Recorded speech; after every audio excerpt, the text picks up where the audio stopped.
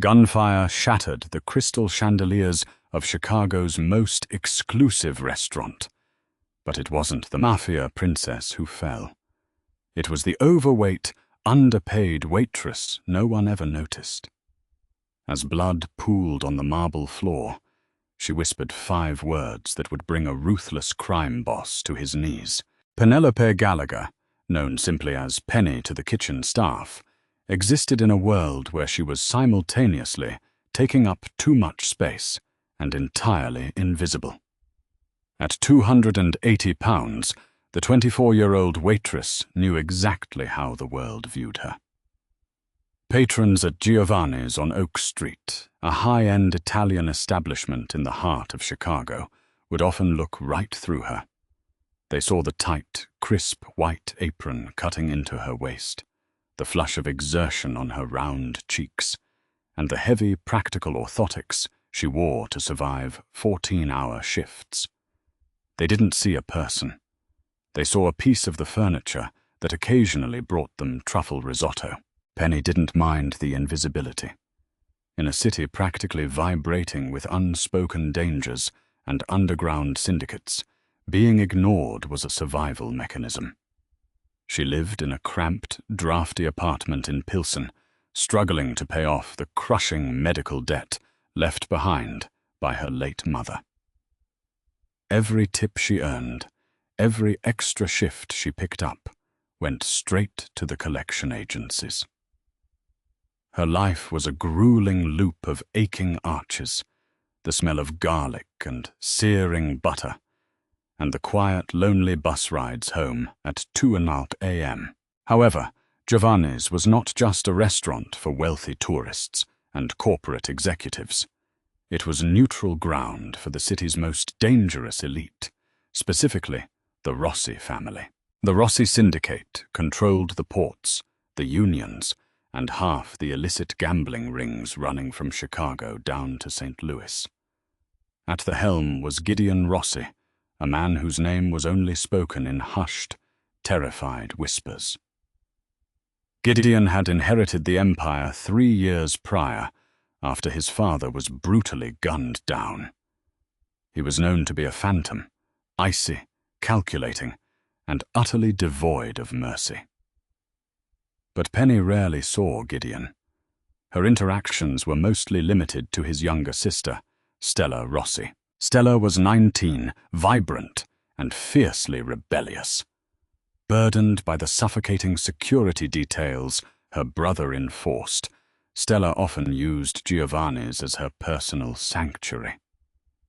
She would come in late on Tuesday nights, sliding into the corner booth near the kitchen doors, while her 2 towering bodyguards, Leo and Dante, stood like stone gargoyles near the entrance. Stella would cry over college boys, text furiously on her phone, and try to pretend she was just a normal teenager. Penny had developed a quiet, unspoken kinship with the Mafia princess. Perhaps it was because they were both trapped in their own ways. Penny by her poverty and her body, Stella by her bloodline. When Stella came in, looking heartbroken, Penny wouldn't just bring her the standard sparkling water. She would slip into the back, plate up 2 warm, off-the-menu cannolis, and slide them onto Stella's table without a word. "You don't have to pay for these, sweetie," Penny had murmured during one particularly bad night, seeing the mascara running down Stella's cheeks. Stella had looked up, her red-rimmed eyes wide with surprise. She wasn't used to genuine kindness that didn't come with a hidden agenda. "Thank you," Stella had whispered, taking a bite. "You're Penny, right?" "That's me. Just wave if you need anything." From that night on, a silent bond formed. Stella would specifically ask for Penny's section. She would leave $100 bills tucked under her coffee cups, money that Penny desperately needed and secretly cried over in the employee locker room. Penny, in turn, offered Stella a maternal warmth, a shield of normalcy in a chaotic, blood-soaked world. But the peace at Giovanni's was an illusion. The underground world was shifting. A rival faction, the Moretti family, had been making aggressive moves on the Rossi territory. Skirmishes in the warehouse districts were escalating into outright street warfare. Gideon Rossi had been wiping out Moretti lieutenants one by one, and Carmine Moretti, the aging, desperate boss of the rival family, was running out of options. He needed a bargaining chip. He needed to strike Gideon where it would cripple him. He needed Stella. It was a torrential Thursday night in November, when the illusion of safety finally shattered. The rain was coming down in sheets, hammering against the frosted glass windows of the restaurant. The dining room was nearly empty. The jazz music playing over the speakers felt slow and melancholic. Penny was exhausted. Her lower back throbbed with a dull, rhythmic ache, and she was counting the minutes until she could take off her shoes. She was wiping down table 4, a heavy tray of dirty dishes, balanced expertly on her hip. In the corner booth, Stella was arguing on her phone, her voice tight with teenage frustration. "I told you, Gideon, I'm fine. I'm just having dinner. You don't have to track my phone like a psychopath." Leo and Dante were stationed by the front coat check, momentarily distracted by a dispute with the valet regarding one of the Rossi armored SUVs blocking the street. No one noticed the black town car idling in the alleyway. No one noticed the heavy steel of the kitchen's back exit being silently propped open. Penny hoisted her tray, turning toward the kitchen when the hairs on the back of her neck stood up. The air in the room suddenly changed, dropping in temperature. Through the swinging double doors of the kitchen, 3 men stepped into the dining room. They didn't wear the tailored suits of the Rossi men. They wore dark, waterlogged trench coats. Their faces were drawn, hard, and terrifyingly focused. Penny froze, the heavy tray resting against her chest. She had lived in Chicago her whole life. She knew what impending violence looked like. Time seemed to dilate, slowing to a crawl. The lead man, a scarred enforcer with a dead-eyed stare, reached into his coat. He didn't look at the cash register. He didn't look at Leo and Dante across the room. His eyes were locked with deadly precision on the corner booth, on Stella. "Leo!" Stella shrieked, dropping her phone as she saw the metal glint under the dim restaurant lights. It happened in fractions of a second. Leo and Dante reached for their holsters, but they were too far away, hindered by the heavy oak tables and the distance. The assassins raised their suppressed automatic weapons. Penny was exactly 6 feet away from Stella. Instinct is a strange thing. Penny wasn't a hero. She was a tired, overweight waitress who just wanted to go home and soak her feet. She had no combat training, no familial loyalty to the Mafia, and everything to lose. But as she saw the guns level at the terrified 19-year-old girl who always tipped her well and smiled at her, something primal snapped inside Penny. She didn't think. She just moved. Using the sheer momentum of her heavy frame, Penny dropped her tray, the crash of shattering porcelain and silverware echoing like a bomb, and lunged. She threw her entire 280-pound body across the gap, tackling Stella into the deep velvet corner of the booth just as the first muzzle flashes lit up the room. Thwack! Thwack! Thwack! The sound of suppressed gunfire was sickeningly quiet, like heavy staples being driven into thick wood. The velvet upholstery above them shredded into confetti. Glass rained down from the shattered sconces. Stella was screaming, trapped beneath Penny's suffocating weight on the floorboards under the table. "Stay down! Stay down!" Penny commanded, her voice ragged. She pressed herself tighter against the girl, covering Stella entirely with her own large body. For the first time in her life, Penny's size wasn't a burden or a source of shame. It was a fortress. It was a shield of flesh and bone, keeping a young girl alive. Then the world exploded into white-hot agony.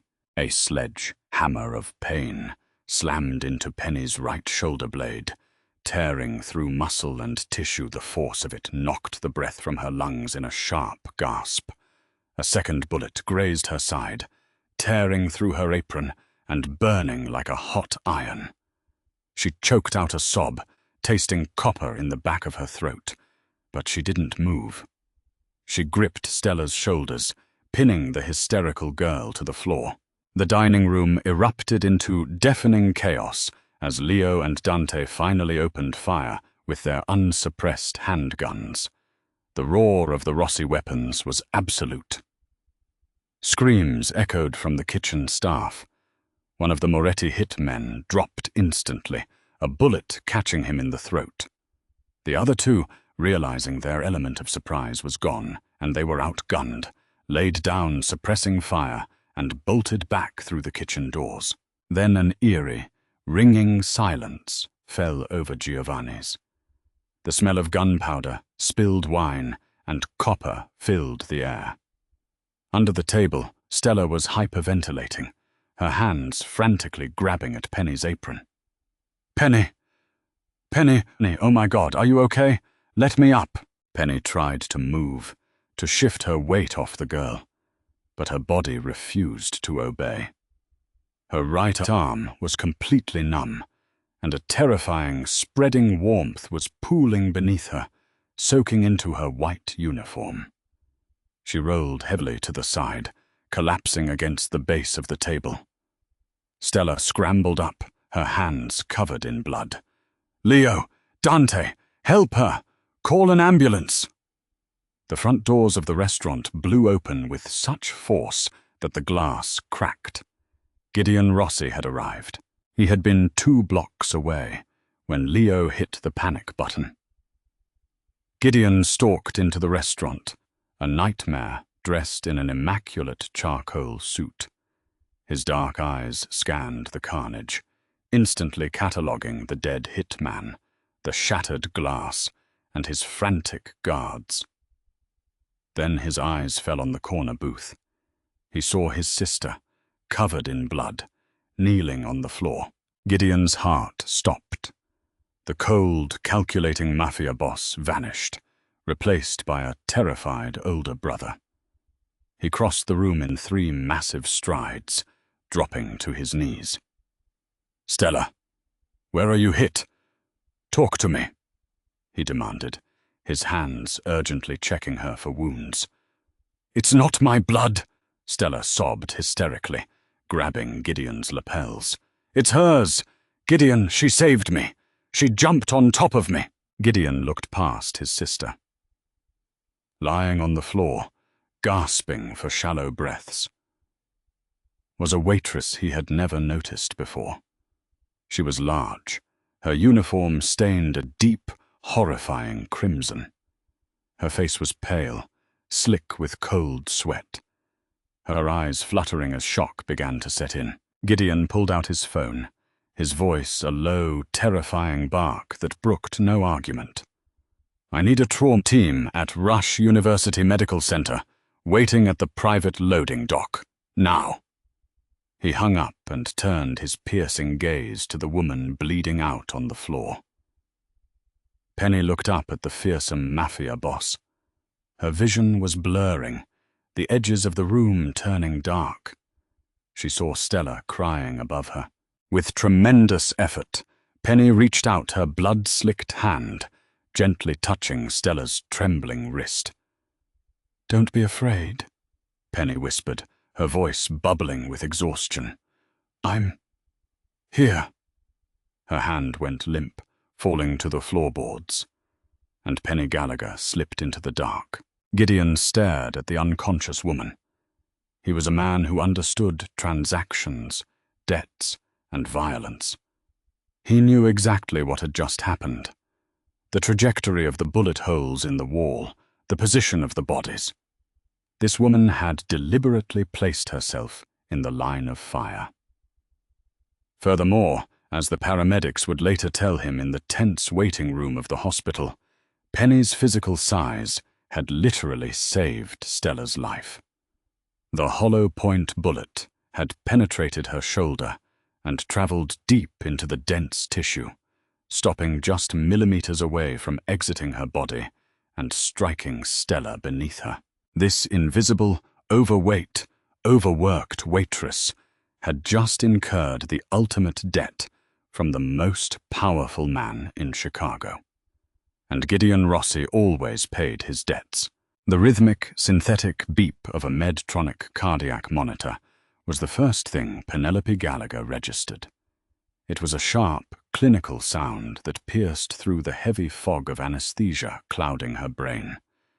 She tried to inhale deeply, but a sharp, agonizing fire erupted in her right shoulder, radiating down her heavy chest and stealing her breath. She let out a dry, cracked groan, her eyelids fluttering open against the harsh, unforgiving glare of fluorescent lights. She was not in the cramped, poorly ventilated public ward she expected. Penny blinked, her vision slowly coming into focus. She was lying in a massive private recovery suite in the Joan and Paul Rubschlager building at Rush University Medical Center. The room smelled of expensive sterile cotton and faintly of bergamot and cedar wood. The walls were paneled in rich mahogany, and a wall of reinforced floor-to-ceiling windows offered a sweeping, panoramic view of the Chicago skyline. The headlights on the Eisenhower Expressway, glowing like veins of gold in the twilight. "Do not attempt to move," a voice commanded from the shadows. It was a voice carved from granite, deep, resonant, and entirely devoid of warmth, yet laced with a strange, thrumming intensity. Penny turned her head slowly, wincing as the thick bandages pulled against her bruised skin. Sitting in a leather armchair in the corner of the suite was Gideon Rossi. He was no longer wearing the blood-spattered charcoal suit from the restaurant. He was dressed in a crisp black button-down shirt with the sleeves rolled up, revealing forearms corded with muscle and faded ink. His dark eyes, sharp and predatory, were locked onto her face. "Mr. Rossi," Penny croaked, her throat feeling like it was lined with sandpaper. Gideon stood, moving with the silent, terrifying grace of an apex predator. He poured a cup of ice water from a silver pitcher on the bedside table and brought it to her lips, supporting the back of her head with a large, warm hand. His touch was shockingly gentle. "Drink slowly," he instructed. She took a desperate sip, the cool water soothing her parched throat. "Stella," she whispered, the memory of the deafening gunfire and the heavy, terrifying scent of copper rushing back to her. "Is your sister—" "Stella is entirely unharmed," Gideon interrupted, his jaw ticking. He set the cup down and leaned over the bed, placing his hands on the aluminum rails. The proximity of him was overwhelming. He smelled of danger and raw power. "Because of you." Dr. Harrison said the bullet was a hollow point. It was designed to fragment and destroy everything in its path. Your physical density, your mass, Penelope, stopped the round before it could exit your body and strike my sister's skull. You saved her life. Penny swallowed hard, looking away. Her cheeks flushed with a mixture of embarrassment and relief. For her entire life, her 280-pound frame had been the source of cruel jokes, unsolicited medical advice from strangers, and deep, agonizing shame. Society had told her that her body was a failure. Yet here was the most feared man in the Midwest, looking at her as if she were a godsend. "I just reacted," Penny murmured, clutching the thin hospital blanket with her good hand. "I need to go home. I can't afford this room. I have the standard Medicaid." "You have no debt," Gideon stated flatly. "I bought the medical billing agency that held your mother's accounts this morning and wiped the ledger clean. I also paid off the hospital administration here. You are officially listed as a VIP private client." Penny's eyes widened in sheer disbelief. You bought the agency?" "It was a minor expense," Gideon dismissed, his expression hardening. He paced to the window, looking out over the sprawling city. The reflection of the city lights caught the cold, murderous glint in his eyes. "But we have a far more pressing issue, Penelope. The men who attacked the restaurant belonged to the Moretti family. We haven't seen a violent street war like this in Chicago since Tony Accardo ran the outfit back in the 70s. Carmine Moretti is desperate, and because you interfered, you humiliated him." Gideon turned back to her, his voice dropping an octave, carrying a chilling weight. "There was a leak inside the Dirksen Federal Building this afternoon. A corrupt clerk sold the police report from the restaurant shooting to the Morettis. They know your name. They know where you live. 2 hours ago, your apartment building in Pilsen was firebombed." Penny's heart stopped. The monitors beside her bed began to beep frantically. My apartment? The other tenants?" "Evacuated beforehand, thankfully.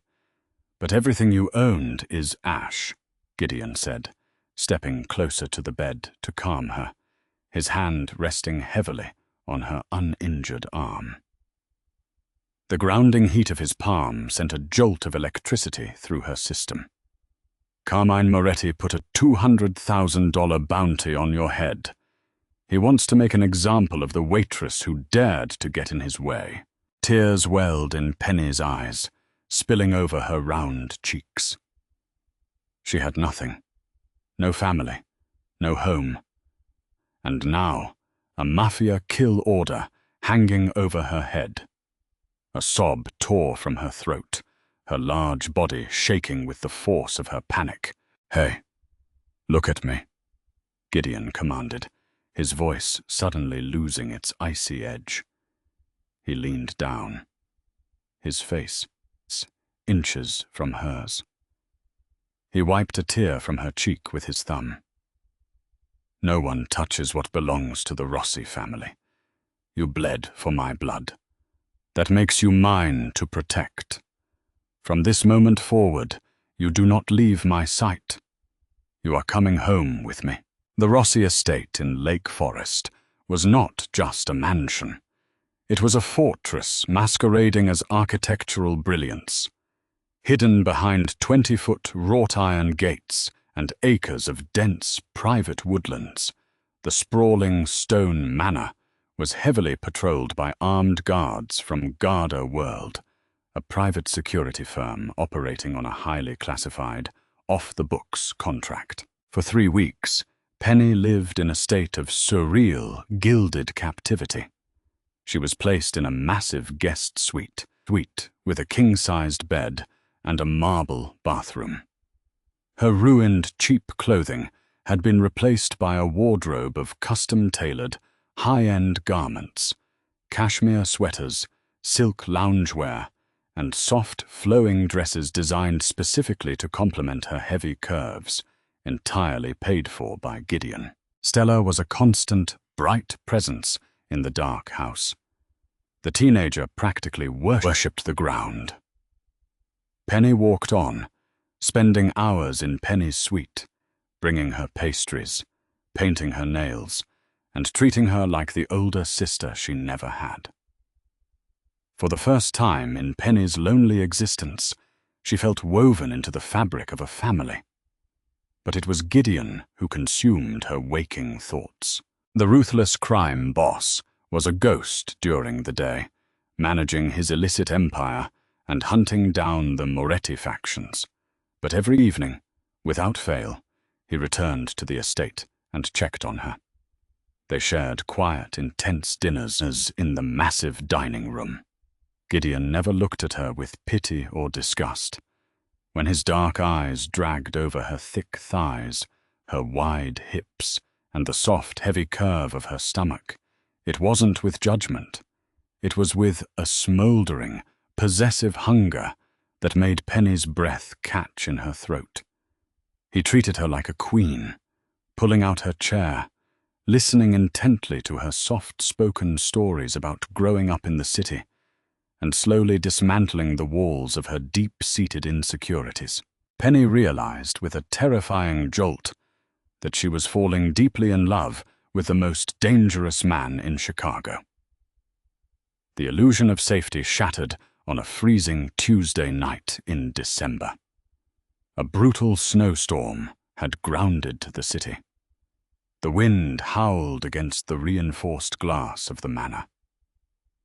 Penny was in the library on the ground floor, wearing a dark emerald silk robe that clung to her curves, trying to read by the warmth of the fireplace. Suddenly, the massive crystal chandelier above her flickered and died. The entire estate plunged into pitch blackness. A second later, the wail of the perimeter breach alarms shrieked through the house, followed instantly by the staccato, terrifying sound of automatic gunfire from the courtyard. Before Penny could scream, a heavy hand clamped over her mouth, and a strong arm wrapped around her waist, hoisting her out of her chair. She thrashed wildly, terrified, until a familiar, low voice hissed in her ear. "Quiet. It's me. It's me, move." It was Gideon. He smelled of cold air and gunpowder, holding a matte black tactical pistol in his free hand. "They breached the southern gate," Gideon muttered grimly, pulling her down the dark hallway.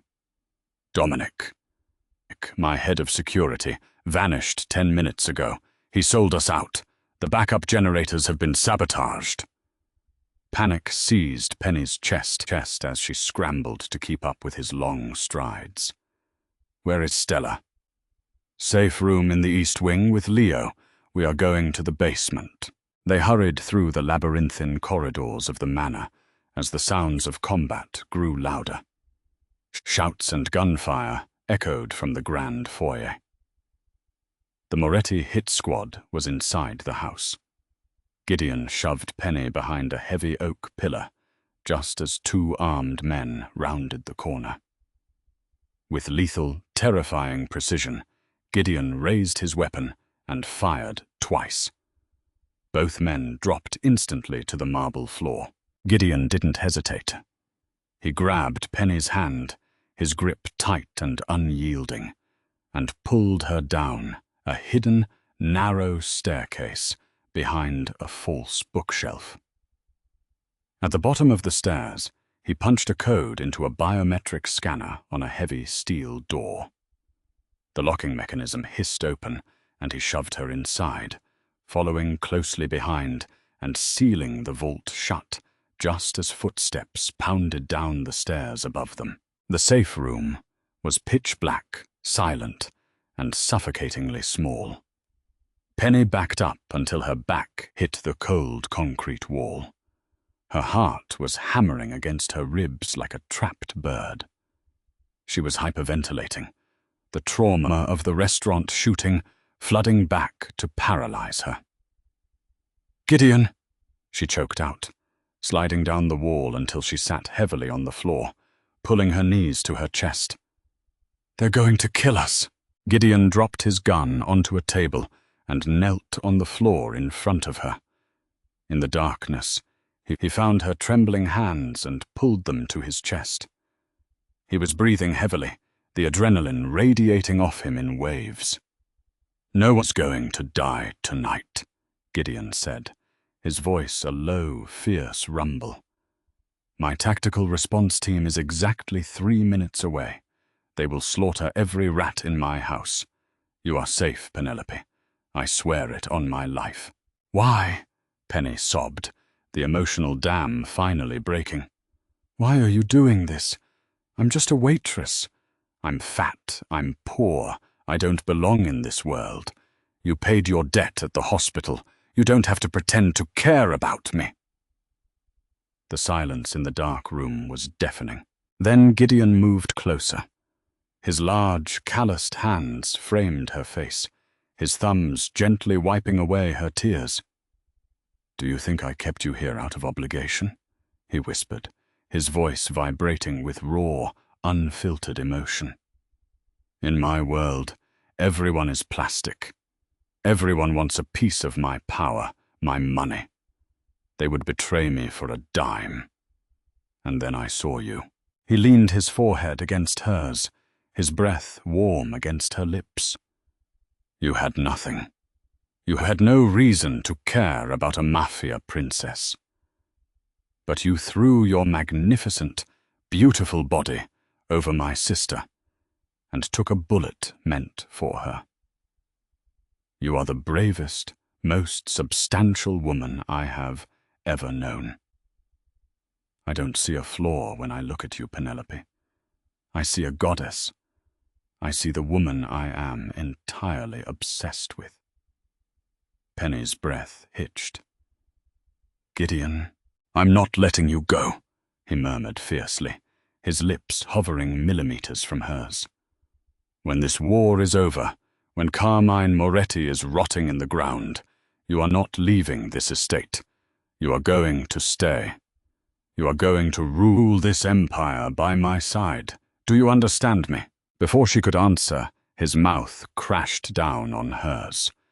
It wasn't a gentle kiss. It was a desperate, consuming claiming.